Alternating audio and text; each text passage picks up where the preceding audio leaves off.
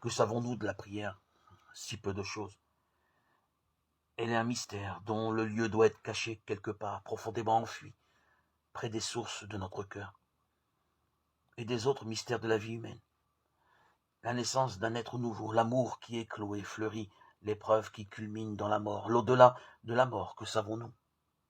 Tout cela suscite en l'homme des sentiments mêlés, des alternances de désir et de crainte, d'élan et de respect. Tant que ces valeurs ne sont pas intégrées, assimilées, consubstantielles, l'homme reste divisé. Il est à la fois attiré et rebuté. Que dire aujourd'hui surtout de la prière? Tant que l'homme ne l'a pas saisie comme son centre mystérieux et le plus profond, il ne peut en parler avec justesse. S'il en est enthousiaste, ses mots sonnent faux et creux. S'il la critique violemment, cette violence même trahit la profondeur de l'incurable blessure dont son cœur est atteint. Nous nous retrouvons alors dans une dialectique.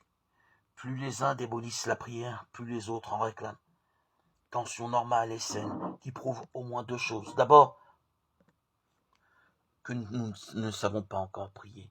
Ensuite, que nous en sommes enfin conscients.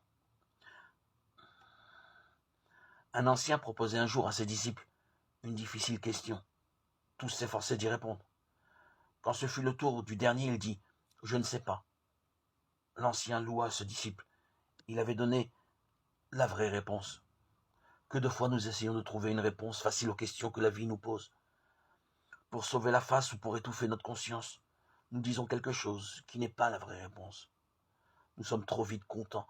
Le disciple de cet ancien exprimait la vérité. Il ne savait pas et il avouait son ignorance. La vraie réponse, c'est l'humble respect devant le mystère.